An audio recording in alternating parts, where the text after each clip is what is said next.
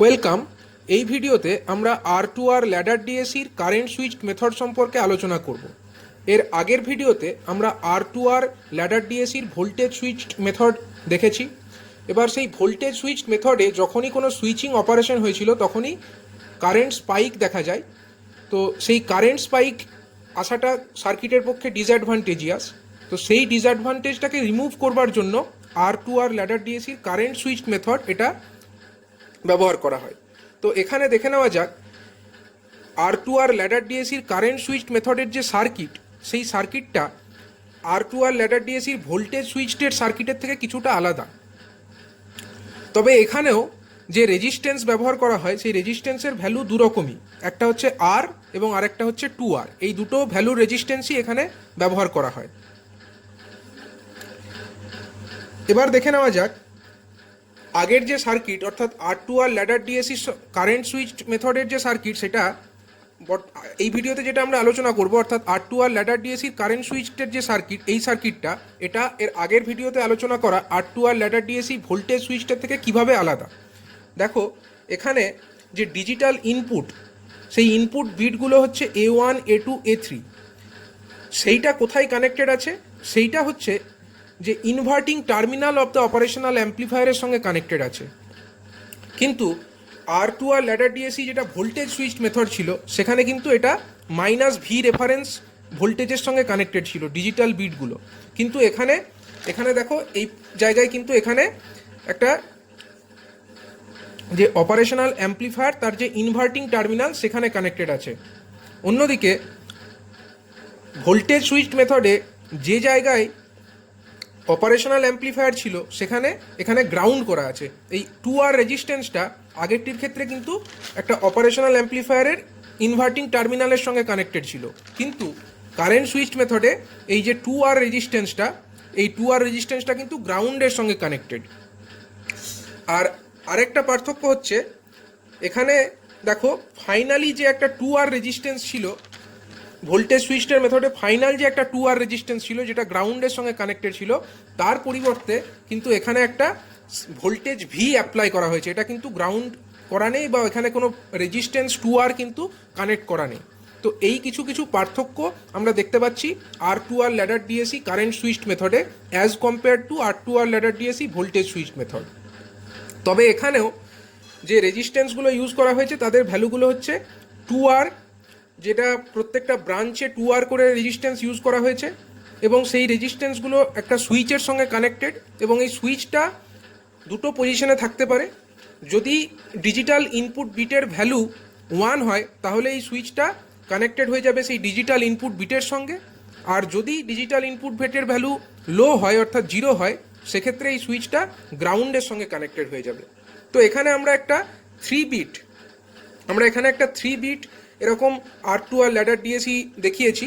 তবে প্র্যাকটিক্যাল কেসে এরকম n নাম্বার অফ বিটস আমরা দেখাতে পারি।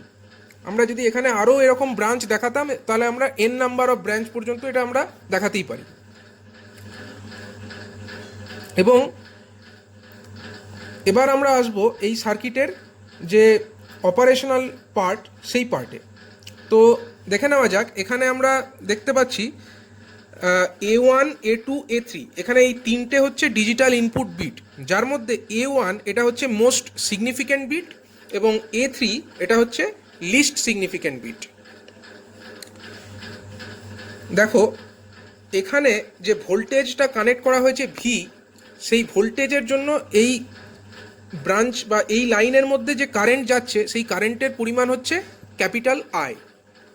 তাহলে আমরা যদি এই এন্ড থেকে দেখি, এই দিকের এন্ড থেকে যদি আমি সার্কিটটাকে অবজার্ভ করি, তাহলে আমরা এই কারেন্ট আই যেটা ফ্লো করছে এই লাইনের মধ্যে, সেই কারেন্ট আই সমান কি লিখতে পারি?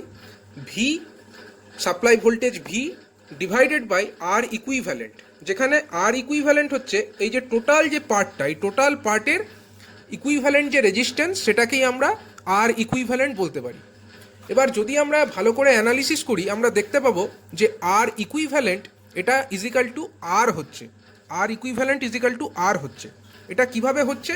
এটা আমরা যদি এই প্রত্যেকটি যে সুইচ আছে, এই প্রত্যেকটি সুইচের আমরা একটা পার্টিকুলার পজিশন যদি আমরা ধরে নিই, সাপোজ প্রত্যেকটা সুইচ যদি A1 A2 A3 প্রত্যেকটাই হচ্ছে কানেক্টেড, সাপোজ A1 এর সঙ্গে এই সুইচটি কানেক্টেড, A2 এর সঙ্গে এই সুইচটি কানেক্টেড এবং A3 এর সঙ্গে এই সুইচটি কানেক্টেড, তাহলে কি হচ্ছে দেখো, তাহলে এখানে এই যে ব্রাঞ্চটা এইখান থেকে কন্টিনিউয়াস এই পর্যন্ত পাথ পেয়ে যাচ্ছে, এই ব্রাঞ্চটা এখান থেকে এই দিক দিয়ে একটা কন্টিনিউয়াস পাথ পেয়ে যাচ্ছে, এবং এই যে ব্রাঞ্চটা এটাও এখান থেকে A1 এর মধ্যে দিয়ে এই পর্যন্ত কন্টিনিউয়াস একটা পাথ পেয়ে যাচ্ছে। তো সেই পরিস্থিতিতে যদি আমরা ইকুইভ্যালেন্ট রেজিস্ট্যান্স দেখতে চাই, কিভাবে নির্ণয় করতে পারি? আমরা দেখতে পাচ্ছি এই যে নন ইনভার্টিং টার্মিনালটা গ্রাউন্ডের সঙ্গে কানেক্টেড, তাহলে এই জায়গার ভোল্টেজ কত? এখানের ভোল্টেজ হচ্ছে অবশ্যই 0 ভোল্ট, এবং আমরা জানি যে একটা অপারেশনাল অ্যাম্প্লিফায়ারের ক্ষেত্রে যেহেতু এর ইনপুট ইম্পিডেন্স ইনফাইনাইট হয়, তাই এর নন ইনভার্টিং টার্মিনালের যা ভোল্টেজ, ইনভার্টিং টার্মিনালের ভোল্টেজও তাই হওয়া উচিত। মানে এখানে যদি 0 ভোল্ট হয়, এই জায়গাতেও আমরা 0 ভোল্ট অর্থাৎ ভার্চুয়াল গ্রাউন্ড ধরতে পারি। তাহলে আমরা বলতে পারি যে এই ব্রাঞ্চটা এবং এই ব্রাঞ্চটা, এই তিনটে ব্রাঞ্চই পরস্পর হচ্ছে এই গ্রাউন্ডের সঙ্গে বা ভার্চুয়াল গ্রাউন্ডের সঙ্গে কানেক্টেড। তো সেই পরিস্থিতিতে যদি আমরা এর ইকুইভ্যালেন্ট রেজিস্ট্যান্স বার করতে চাই, আমরা কিভাবে পাচ্ছি দেখো, আমরা এই সার্কিট থেকেই এটা দেখার চেষ্টা করছি, সার্কিট থেকে আমরা রিড্র করার চেষ্টা করছি। এখানে দেখো,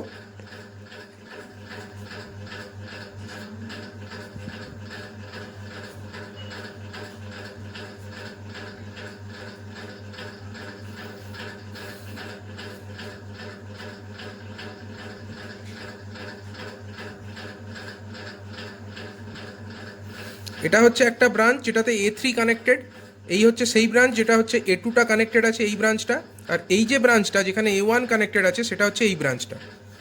এখানে রেজিস্ট্যান্সের মানগুলো আমরা পুট করছি, আর এখানে 2R, এখানে 2R এবং এখানেও 2R রেজিস্ট্যান্স, আর এখানে একটা 2R রেজিস্ট্যান্স যেটা গ্রাউন্ডের সঙ্গে কানেক্টেড। আর এখান থেকে যে রেজিস্ট্যান্সটা, এটা হচ্ছে ভার্চুয়াল গ্রাউন্ডের সঙ্গে কানেক্টেড। ভার্চুয়াল গ্রাউন্ড কারণ হচ্ছে ইনভার্টিং টার্মিনাল এটা, আর নন ইনভার্টিং টার্মিনাল অলরেডি গ্রাউন্ডেড, তো এটাকেও আমরা ভার্চুয়াল গ্রাউন্ডই ধরতে পারি। তাহলে দেখো, এখানে আমরা ভোল্টেজ অ্যাপ্লাই করছি V, আমরা এখানে কারেন্ট কনসিডার করছি I। আমরা বার করতে চাইছি এই যে অংশটুকু, এই অংশটুকুর আমরা ইকুইভ্যালেন্ট রেজিস্ট্যান্সটা নির্ণয় করতে চাইছি। তো সেটা আমরা কিভাবে নির্ণয় করতে পারি? দেখো, প্রথমে এই যে 2R আর এই 2R, এই দুটো হচ্ছে পরস্পর প্যারালাল, আমরা প্রথমেই এটা দেখতে পাচ্ছি, কারণ এটা হচ্ছে সেম নোডে কানেক্টেড এবং এর আরেকটা এন্ড গ্রাউন্ডেড এবং এই রেজিস্ট্যান্সেরও আরেকটা এন্ড গ্রাউন্ডেড, তার মানে এই 2R আর এই 2R প্যারালালে কানেক্টেড। তাহলে এদের ইকুইভ্যালেন্ট রেজিস্ট্যান্স কত হবে? 2R প্যারালাল যদি আমরা দেখি 2R, তাহলে কত হয়? 2R into 2R divided by 2R plus 2R, মানে 4R² বাই 4R, অর্থাৎ R, মানে এইটুকু অংশের যদি আমরা ইকুইভ্যালেন্ট রেজিস্ট্যান্স দেখতে চাই, এটা হয়ে যাচ্ছে R। তার মানে আমরা এটাকে রিড্র করতে পারি এইভাবে যে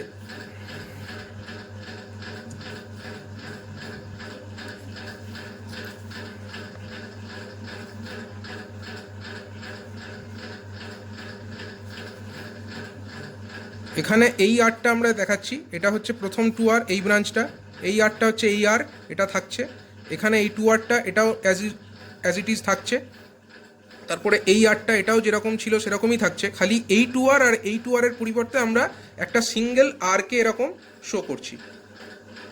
তাহলে এই আর আর এই দুটো হচ্ছে আবার পরস্পর প্যারালালে কানেক্টেড আছে, সরি, এই আর এবং এই দুটো আর হচ্ছে সিরিজ কানেক্টেড, তাহলে এদের ইকুইভ্যালেন্ট রেজিস্ট্যান্স কত হবে? 2R, এবং এই যে 2R, এই 2R এবং এই 2R এই দুটো আবার পরস্পর প্যারালালে কানেক্টেড, তাহলে এই 2R এর সঙ্গে এই 2R এর যদি আমরা ইকুইভ্যালেন্ট রেজিস্ট্যান্স দেখি, সেটা আবার কত হবে? সেটা আবার এই 2R তার সঙ্গে প্যারালাল যদি 2R করি, সেটা আমরা আগের মতোই অর্থাৎ Rই পাবো। মানে এই যে এইটুকু অংশকে যদি আমরা আবার রিড্র করে নিই, তাহলে আমরা এর ইকুইভ্যালেন্ট হিসাবে R লিখতে পারি। তার মানে সার্কিটটা আমার দাঁড়াচ্ছে এইরকম, আমরা যদি দেখি এই সার্কিটটা কিভাবে দাঁড়াচ্ছে,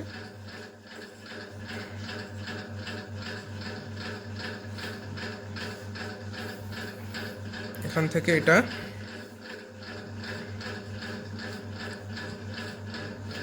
অর্থাৎ R, এখানে 2R, এখানে হচ্ছে সাপ্লাই ভোল্টেজ V এবং এখানে I কারেন্ট ফ্লো করছে, মানে এখান থেকে আমরা এইটা ড্র করতে পারি। এবার দেখো এই আর এবং এই আর এরা পরস্পর সিরিজে কানেক্টেড, এবং সিরিজ কানেক্টেড হওয়ার জন্য তাদের ইকুইভ্যালেন্ট কত হবে, এইটার জন্য ইকুইভ্যালেন্ট হবে আবার 2r, এবং এই 2r এবং এই 2r এরা হচ্ছে আবার প্যারালালে কানেক্টেড, মানে এদের ইকুইভ্যালেন্ট হচ্ছে r। তার মানে এদের ইকুইভ্যালেন্ট আবার হয়ে যাবে আমার ফাইনালি যেটা হচ্ছে, এখানে আমরা সাপ্লাই ভোল্টেজ ভি দিচ্ছি, এখানে আই কারেন্ট যাচ্ছে, এবং ইকুইভ্যালেন্ট এই 2r এবং এই 2r, অর্থাৎ এই আর দুটো ইকুইভ্যালেন্ট রেজিস্ট্যান্স হচ্ছে 2r, সেই 2r এর সঙ্গে এই 2r প্যারালাল, তার মানে ইকুইভ্যালেন্ট হচ্ছে r। অর্থাৎ আমার পাথটা ফাইনালি এরকম হচ্ছে, অর্থাৎ এখানে আমরা সাপ্লাই ভোল্টেজ ভি অ্যাপ্লাই করছি, আই কারেন্ট ফ্লো করছে, এবং আর হচ্ছে আমার ফাইনাল রেজিস্ট্যান্স। তার মানে যে আমরা ইনিশিয়াল সার্কিটটা দেখেছিলাম এই সার্কিটটা, তাহলে আমরা এখান থেকে বলতে পারি এটা যে এই যে সমস্ত পার্টটা এখান থেকে এই পর্যন্ত যে পার্ট, তাদের ইকুইভ্যালেন্ট রেজিস্ট্যান্স আমরা আর বলতে পারি। যে কারণে আমরা দেখো এখানে V divided by R equivalent, এটাকে আমরা কারেন্ট আই দেখিয়েছি, এবং সেই I current I is equal to আমরা পরে কি লিখেছি, ভি ডিভাইডেড বাই আর। তো এবার দেখো এখানে যে কতগুলো ব্রাঞ্চ আছে, প্রত্যেকটা ব্রাঞ্চে তাহলে কীরকমভাবে কারেন্ট ফ্লো করার কথা। প্রথম যে কারেন্ট এটা হচ্ছে টোটাল কারেন্ট আই, সেই টোটাল কারেন্ট আইটা কিভাবে প্রত্যেকটি ব্রাঞ্চের মধ্যে ডিভাইডেড হবে। ইনকেস যদি প্রত্যেকটি সুইচ আমার এই A3, এই সুইচটা A3 এর সঙ্গে কানেক্টেড হয়, এই যে সুইচ এটা A2 এর সঙ্গে কানেক্টেড হয়, এবং এই যে সুইচ এটা A1 এর সঙ্গে কানেক্টেড হয়, তাহলে প্রত্যেকটা ব্রাঞ্চের কারেন্ট কত হওয়া উচিত। তা আমরা যে ইকুইভ্যালেন্ট রেজিস্ট্যান্সের সার্কিটটা ড্র করেছিলাম, তো সেখান থেকে আমরা কি পেয়েছি, এই যে রেজিস্ট্যান্সটা এটা হচ্ছে আমার এই A1 যে ব্রাঞ্চটাই আছে তার কোরসপন্ডিং, এই রেজিস্ট্যান্সটা আমরা এটাকে দেখাতে পারি। তাহলে দেখো এখানে এই 2r এবং বাকি সমস্ত যে পার্ট তাদের ইকুইভ্যালেন্ট রেজিস্ট্যান্স হচ্ছে 2r। তার মানে সাপ্লাই ভোল্টেজ আমরা ভি এখানে অ্যাপ্লাই করছি, বা এই ছবি থেকেও যদি আমরা দেখি এখানে সাপ্লাই ভোল্টেজ আমরা ভি অ্যাপ্লাই করেছি, তার মধ্যে এই যে অংশটুকু এটার জন্য এই 2rটা আছে, আর বাকি যে সমস্ত রেজিস্ট্যান্স তাদের কোরসপন্ডিং এই 2rটা আছে।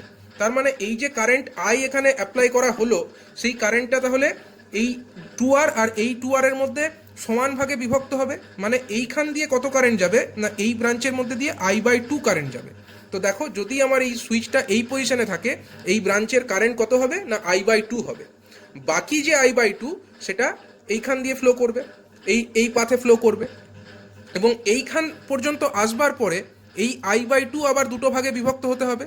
কিভাবে হবে না, এই একটা পাথ এবং বাকি এই একটা পাথ।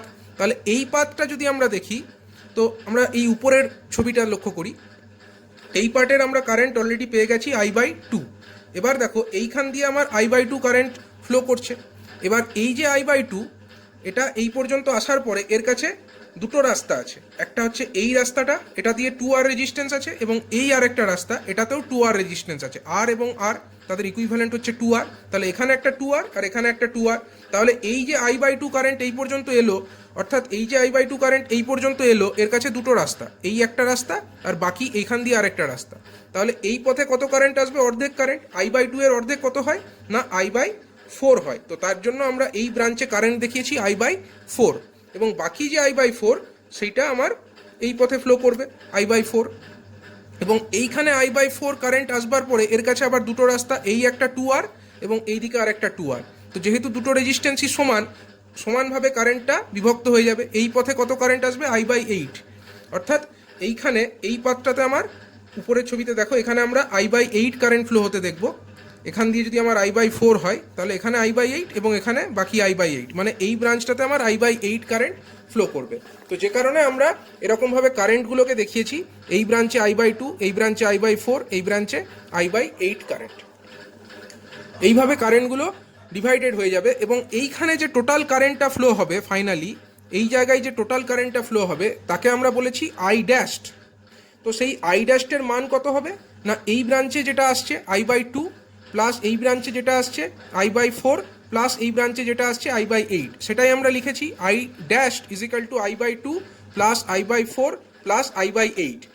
তবে এটা কিন্তু ফর 3 বিট। আমরা যে ছবিটা এখানে দেখিয়েছি এটা হচ্ছে ফর 3 বিট, কারণ আমরা A1 A2 A3 এই তিনটে বিটই আমরা এখানে শো করেছি। যদি আমরা আরও বেশি বিট শো করতাম তাহলে অবশ্যই কারেন্টের ডিভিশনটা অন্যরকম হতো এবং সেক্ষেত্রে আমাদের টোটাল কারেন্টটা আই ড্যাশ সেটা অন্য হতো। কিন্তু এটা ফর 3 বিট আমরা এরকম লিখতে পারি যে আই ড্যাশ মানে এই ব্রাঞ্চে যে কারেন্টটা এটা হচ্ছে এই I/2, এটাও এইখান দিয়ে আসবে, এই I/4 এটাও এইখান দিয়ে আসবে এবং এই I/8 এটাও এই রাস্তা দিয়েই যাবে।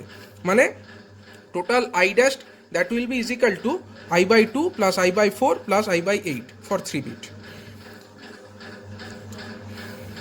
এবার আমরা দেখব যে এই যে আউটপুট ভোল্টেজ যেটাকে আমরা V0 দিয়ে ডিনোট করেছি সেটার মানটা কত হবে। আমরা এখান দিয়ে I/2 দেখতে পাচ্ছি। এবার এই যে I/2 এটার কাছে এই যে I/2 এর কাছে দুটো রাস্তা আছে, একটা হচ্ছে এই দিকের রাস্তা আর একটা হচ্ছে এই ফিডব্যাক রেজিস্ট্যান্সের মধ্যে দিয়ে ফ্লো হয়ে আউটপুটে পৌঁছে যাওয়ার রাস্তা। কিন্তু আমরা জানি যে একটা অপারেশনাল অ্যাম্প্লিফায়ার তার ইনপুট ইম্পিডেন্স ইনফাইনাইট হয়, তার মানে এই পথে কোনো কারেন্ট ফ্লো হবে না। সমস্ত I ড্যাশ কারেন্টটাই কিন্তু এই ফিডব্যাক পাথ দিয়েই ফ্লো করবে, অর্থাৎ এই পথ দিয়েই আমার I ড্যাশ কারেন্ট ফ্লো করে যাবে। তাহলে আউটপুট ভোল্টেজের মান কত হবে? এই RF ইন্টু I ড্যাশ, সেটাই এখানে লেখা হয়েছে। V0 অর্থাৎ আউট বা V out is equal to minus I dash into RF। এটা আমরা আউটপুট ভোল্টেজের মানটা লিখতে পারি। এবার আমরা এটা এখানে 3 বিট কনসিডার করেছিলাম। যদি আমরা n বিটের একটা কনসিডার করতাম যেখানে আমার A1 A2 A3 dot dot dot up to AN পর্যন্ত যদি থাকতো, তখন আমার I ড্যাশের মানটা কি হতো? তখন আমার I ড্যাশের মানটা আমরা এইভাবে লিখতাম। দেখো এখানে 3 বিটের জন্য কি লিখেছি, I/2 প্লাস I/4। I/4 মানে আমরা কি বলতে পারি, এটাকে আমরা বলতে পারি এইভাবে। দেখো যদি আমরা এভাবে লিখি ব্যাপারটাকে, আমার I dash is equal to আমরা এখানে লিখেছি I/2 plus I/4 plus I/8। তো I/2টাকে আমরা I/2 রাখলাম, I/4টাকে আমরা 2 স্কোয়ার লিখতে পারি, আর I/8টাকে আমরা লিখতে পারি I/2³ এইভাবে বলতে পারি। তো অনুরূপভাবে যদি আমরা এটা কত বিটের জন্য, না এটা 3 বিটের জন্য, ফর 3 বিট ইনপুট। এবার যদি আমার n সংখ্যক বিট ইনপুট হিসাবে থাকতো তখন আমরা কি বলবো? তখন আমরা I ড্যাশ হিসাবে বলবো কত, I/2 plus I/2 square plus I/2³ plus dot dot dot up two I/2⁴n। এইভাবে আমরা টোটাল কারেন্টটাকে বলবো যদি আমাদের n সংখ্যক বিট থাকে। ফর যদি 3 বিট আমরা এটা লিখতে পারি, আমরা এইটাকেই জেনারেলাইজ করে n বিটের জন্য আমরা এরকম লিখতে পারি, ফর n বিট ইনপুট। তো এই যে ব্যাপারটা, এটাকেই আমরা এখানে এভাবে লিখেছি। এখানে আমরা I ড্যাশ ইজিক্যাল টু দেখো I/2 plus I/4 plus I/8 plus dot dot I/2⁴n এই পর্যন্ত আমরা এখানে শো করেছি। এবার এই যে কারেন্ট, I/2 কারেন্ট অথবা I/4 কারেন্ট অথবা I/8 কারেন্ট, এই কারেন্টগুলো তখনই ফ্লো করা সম্ভব যদি আমার এই ডিজিটাল ইনপুট বিট অর্থাৎ A3 A2 A1 এই ইনপুট বিটগুলোর ভ্যালু 1 হয়। যদি এই ইনপুট বিটগুলোর ভ্যালু 1 না হয় তাহলে তো এই সুইচটা এখানে কানেক্টই হবে না, এই সুইচগুলো তো গ্রাউন্ডের সঙ্গে কানেক্ট হয়ে যাবে। তখন আমরা এই I ড্যাশ কারেন্ট যেটা পাচ্ছি, এই I ড্যাশ কারেন্টে কিন্তু এই ব্রাঞ্চের মধ্যে যে কারেন্ট আসছে তার কোনো রোল থাকবে না। তার জন্য আমরা এখানে I ড্যাশ যেটা লিখছি সেখানে আমরা এই I/2টাকে তখন আর আমরা দেখাতে পারবো না, সেটা কিন্তু গ্রাউন্ডে ফ্লো করে যাবে। তো তার জন্য এটা অবশ্যই আমাদেরকে মনে রাখতে হবে যে এই ইকুয়েশনটা লিখবার সময় অর্থাৎ I dash is equal to I/2 plus I/8 plus dot dot dot I/2⁴n, তখন কিন্তু আমাদের A1 A2 dot dot dot AN এই ভ্যালুগুলো কিন্তু 1 হতে হবে অবশ্যই। তো তার জন্য সেটাকে আমরা জেনারেলভাবে লিখেছি এরকম। দেখো এই I/2 কারেন্টটা কখন ফ্লো করবে, যদি আমার দেখো আমরা যদি এখানটাই দেখি I/2 কারেন্ট কখন ফ্লো করবে, এই I/2 কারেন্টটা 3 বিটের ক্ষেত্রে কখন ফ্লো করবে। I/2 কারেন্ট 3 বিটের ক্ষেত্রে একমাত্র তখনই ফ্লো করা সম্ভব যদি এখানে A3 ইজ ইকাল টু 1 হয় তাহলেই। অনুরূপভাবে এই I/4 যে কারেন্টটা এটা তখনই ফ্লো করা সম্ভব, I/4 এই যে কারেন্টটা এটা তখনই ফ্লো করবে যদি এই A2 এই ভ্যালুটা 1 হয় তাহলে। একইভাবে এই I/8 কারেন্টটা কখন ফ্লো করবে, যদি A1 ইজ ইকাল টু 1 হয় তাহলেই। তো তার জন্য আমরা এরকম লিখেছি, যদি আমরা ইন জেনারেল ব্যাপারটাকে লিখি, এই I/2টা কার কোরসপন্ডিং কারেন্ট হবে, না nth বিটের কোরসপন্ডিং কারেন্ট হবে। মানে ইন জেনারেল যদি আমরা n বিটের জন্য ছবিটা ড্র করি, তো আমরা এরকম একটা ডায়াগ্রাম দেখতে পাবো for N bit. For 3 bit আমরা অলরেডি এখানে ড্র করেছি। এবার এই ব্যাপারটাকেই যদি আমরা এন বিটের জন্য করি তো আমাদের ব্যাপারটা এরকম হবে।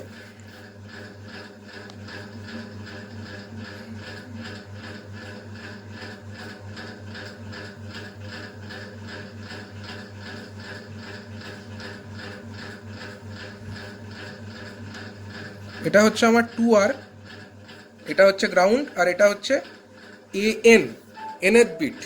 তো এরকমভাবে আমার চলতে চলতে এখানে আমরা nth বিট থেকে চলতে চলতে তারপরে এখানে আমরা সাপোজ 2R ফর আমরা সেকেন্ড বিটটাকে দেখালাম।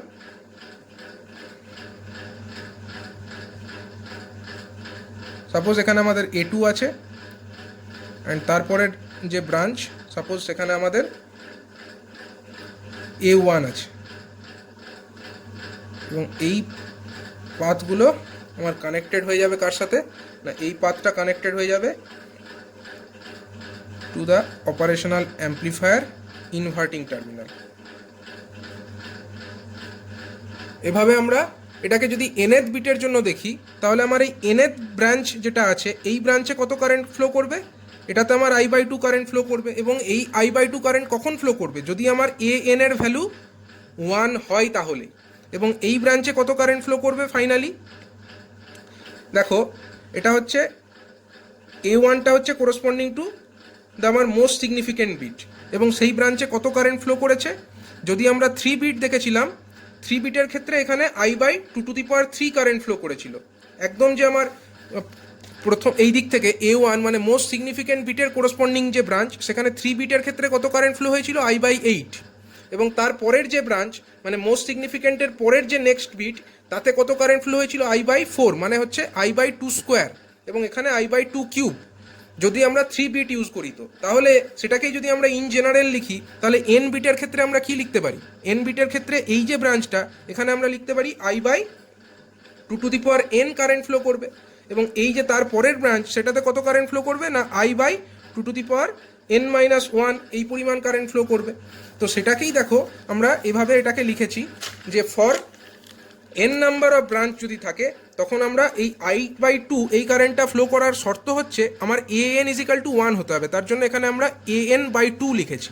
তারপরের যে ব্রাঞ্চ মানে এখানে যদি আমরা আরও একটা ব্রাঞ্চ শো করি, এখানে যদি আমরা আরও একটা ব্রাঞ্চকে শো করি এরকম, যেটাতে আমার 2R রেজিস্ট্যান্স আছে, এবং এটাতে হচ্ছে আমার কারেন্ট কত ফ্লো করবে I/4, এর এর পরের ব্রাঞ্চ nth ব্রাঞ্চের পরের ব্রাঞ্চটাতে I/4 করা উচিত কারেন্ট, এবং এখানে একটা গ্রাউন্ড, এখানে একটা সুইচ, এবং এখানে একটা ব্রাঞ্চ আমরা দেখালাম তার ভ্যালু কত an-1, এটা হচ্ছে ডিজিটাল ইনপুটের ভ্যালু। an-1 এই ব্রাঞ্চে কারেন্ট কত ফ্লো করছে I/4 কারেন্ট। তাহলে I/4 কারেন্টটা আমার এই I' কন্ট্রিবিউট করবে তখনই যদি এই I/4 কারেন্টটা এইখান দিয়ে ফ্লো করতে পারে, তাহলে এই যে পথটাই ফ্লো করবে তার শর্ত কি an-1কে অবশ্যই 1 হতে হবে। তো সেটাই দেখো এখানে লেখা হয়েছে an-1 ডিভাইডেড বাই 4 ... মানে একদম ফাইনাল যে ব্রাঞ্চ অর্থাৎ মোস্ট সিগনিফিকেন্ট বিটের করসপন্ডিং ব্রাঞ্চ সেখানে কত আছে, সেখানে আমার ভ্যালু হচ্ছে A1, এবং এই A1 এর মধ্যে কত কারেন্ট যাচ্ছে, এই যে কারেন্ট এটার ভ্যালু কত I/2n, অর্থাৎ I/2n কারেন্ট। এই যে কারেন্টটা ফ্লো করার শর্ত হচ্ছে A1কে অবশ্যই 1 হতে হবে, তার জন্য দেখো A1 ডিভাইডেড বাই 2n, এবং টোটালটাকে ব্র্যাকেটের মধ্যে রেখে তাকে আমরা I দিয়ে মাল্টিপ্লাই করছি। এটাই হচ্ছে আমার I' in general for n number of branches. তো এইভাবে আমাদের যে আমরা আউটপুট ভোল্টেজটা পাচ্ছি সেই আউটপুট ভোল্টেজ সেটা হচ্ছে একটা অ্যানালগ আউটপুট ভোল্টেজ, এবং সেটা করসপন্ডিং টু আমার এই যে ইনপুট বিটগুলোর ভ্যালু তার উপরে, অর্থাৎ A1, A2, A3 এই বিটগুলোর ভ্যালু 0 আছে না 1 আছে তার উপরে নির্ভরশীল হচ্ছে আমার এই I' কারেন্টটা, এবং I' কারেন্টের সঙ্গে আমার আউটপুট ভোল্টেজ এই V আউটপুট এটা হচ্ছে I' কারেন্টের সঙ্গে প্রপোর্শনাল, কারণ I' into RF minus of I' into RF, অর্থাৎ আউটপুট ভোল্টেজ যেটা আমরা পাচ্ছি সেটা হচ্ছে I' কারেন্টের সঙ্গে প্রপোর্শনাল। এবং এই I' কারেন্টটা কি না এই ডিজিটাল ইনপুট বিটগুলো an-1 ... A1 এই ডিজিটাল ইনপুট বিটগুলোর ওপরে ডিপেন্ডেন্ট। সুতরাং আমরা যদি কোনো ডিজিটাল ইনপুট এখানে প্রোভাইড করি তার করসপন্ডিং আমরা এখানে অ্যানালগ আউটপুট ভোল্টেজটা পেয়ে যাচ্ছি। তো এটাই হয়ে যাচ্ছে আমাদের working principle for R two R ladder DAC current switched method. তো আমরা যদি জেনারেলাইজ করি, টোটাল ব্যাপারটাকে সাম করলে আমরা এরকম লিখতে পারি, ফর ভোল্টেজ সুইচড ডিএসি বা ডিজিটাল টু অ্যানালগ কনভার্টার, সেখানে আমরা ভি আউটের মান কত পেয়েছি?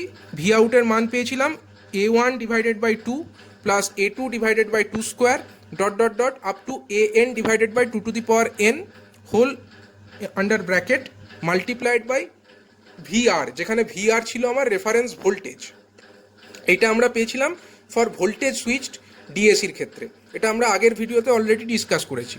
এবং কারেন্ট সুইচ যে R two R DAC ladder DAC, সেখানে আমরা ভি আউটের মান কত পেলাম? দেখো, A1 divided by 2 to the power n plus A2 divided by 2 to the power n minus 1 plus dot dot dot AN minus 1 divided by 2 square plus AN divided by 2 whole under bracket multiplied by current I. তো এই দুটো expression আমাদেরকে মনে রাখতে হবে। এটা হচ্ছে for voltage switch DAC এবং this expression it is for current switched R two R ladder DAC.